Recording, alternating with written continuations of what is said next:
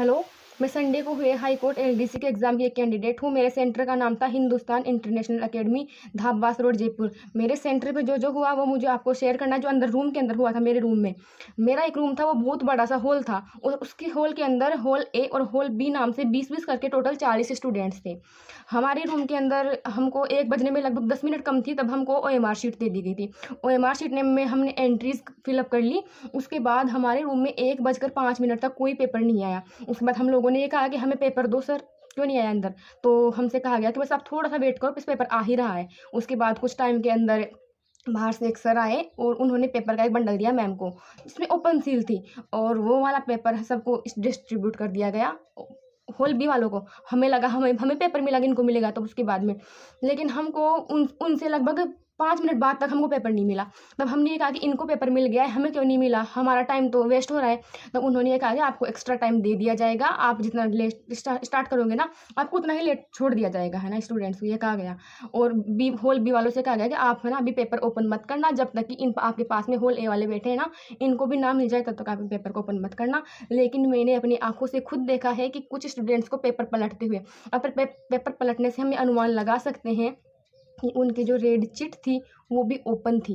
और उसके बाद है ना कुछ टाइम के बाद हमारे लिए पेपर नहीं आया, तो जो होल बी वाला पेपर दिया हुआ था ना, उनसे वापस ले लिया गया वो। और उनसे कहा गया कि कुछ स्टूडेंट ने कहा कि पेपर देने के बाद हमसे वापस कैसे ले सकते हो आप, पेपर पूरा करने से पहले। तो इनसे कहा गया कि आप चुप रहो, अभी पेपर दे दो, इनके साथ में ही आपको पेपर दे दिया जाएगा वापस से। उनके पास पेपर वापस ले लिया, लेकिन हमारे लिए लगभग 1 बज कर के 20 मिनट तक पेपर नहीं आया। मतलब पेपर नहीं है हमारे लिए 1 बजकर 20 मिनट तक। उसके बाद स्टूडेंट्स ने कहा कि पेपर मंगाओ हमारे लिए अब, लेकिन फिर कुछ नहीं कहा। लेकिन बाहर से फिर बाद में वो टीचर्स है ना, पेपर नहीं दिया। वो हम हमसे ऐसे बोले कि हम क्या कर सकते हैं, हमारे जो हेड है जो भी करेंगे ना वो करेंगे, हम तो एक टीचर हैं यहाँ के, जो भी सारा काम करना है वो हमारे हेड मैम है, वो ही देखेंगे। और हमसे ये कहा गया। लेकिन बाहर से फिर एक लड़का आया था वहाँ पर, दूसरे रूम का था वो, तो मतलब उनके रूम में भी ये हुआ था, मुझे लग रहा था ओनली हमारे रूम के अंदर ऐसा हो रहा है। लेकिन वो बाहर से आया और उसने ये कहा स्टूडेंट्स को बाहर ले जाने के लिए, मैम ने उसके मुँह के ऊपर गेट बंद कर दिया, लेकिन वो धक्का लगा कर अंदर आया और स्टूडेंट्स को बाहर लेकर के चला गया। इसके बाद बाहर चले गए स्टूडेंट्स, और जो बचे हुए स्टूडेंट्स थे वहाँ पर एक सर भी थे उसी रूम के अंदर, 2 तो मैम थी, एक सर थे।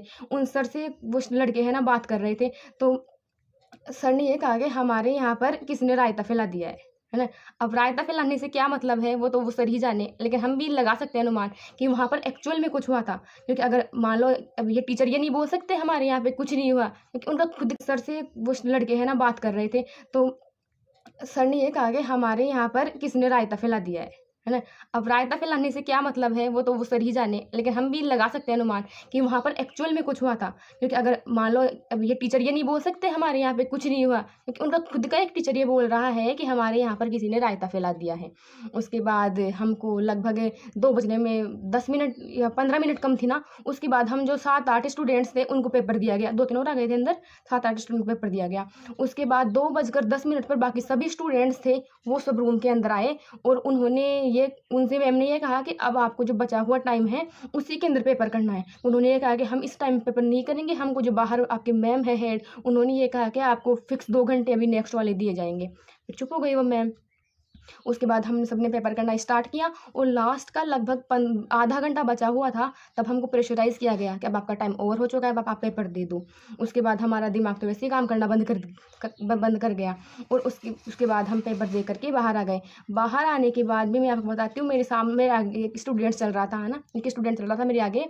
उसने ये कहा, उसको पुलिस वाले ने ये कहा कि आपके पास जो कार्बन कॉपी है ना ओएमआर शीट की, वो आप हमें दे करके जाओ। तो उसने कहा कि क्यों दूँ मैं आपको, मुझे ऑब्जेक्शन करना है। तो पुलिस वाले ने कहा क्या ऑब्जेक्शन करना है आपको? तो उसने ये कहा कि मैं बोलूँगा कि हमारे यहाँ इस फ्रॉड हुआ है इस सेंटर के ऊपर। तो उसको जाने दिया आगे, लेकिन पीछे मैं भी थी, तो मैंने सुना था एक पुलिस वाला दूसरे वाले से बोल रहा था कि अब क्या होगा यहाँ का, अब क्या होगा यहाँ का। इसका मतलब वो पुलिस वाला भी फ्रॉड में शामिल था। मुझे तो यही लगता है कि पुलिस वाला भी फ्रॉड के अंदर शामिल था, अदरवाइज क्यों डरता वो। बस ये हुआ था हमारे सेंटर पर। और एक बात और बोल दूँ मैं, हमारे रूम के अंदर मैम ने ये भी कहा था कि गवर्नमेंट के पास से, मतलब गवर्नमेंट की साइड से पेपर ओपन आया है, और किसी रूम में तो मैम ने ये तक कहा था कि मजिस्ट्रेट साहब के पास से पेपर ओपन आया है। तो मजिस्ट्रेट साहब, आपके ऊपर मैम ने सीधे सीधे शब्दों के अंदर आपके ऊपर उंगली उठाई है। अगर आप सही हो तो आप हमारा साथ दोगे, अगर आप भी उनके अंदर मिले हुए हो तो फिर तो आप क्यों बोलोगे अपने बारे में? अपने बारे में कौन बोलता है? आप लोग सबूत मांग ही सकते हो कोर्ट के अंदर। आप भी अपना सबूत देना ना देना आगे की बात है, कम से कम आप एक बयान तो दे सकते हो हम स्टूडेंट्स के लिए। ठीक है, धन्यवाद।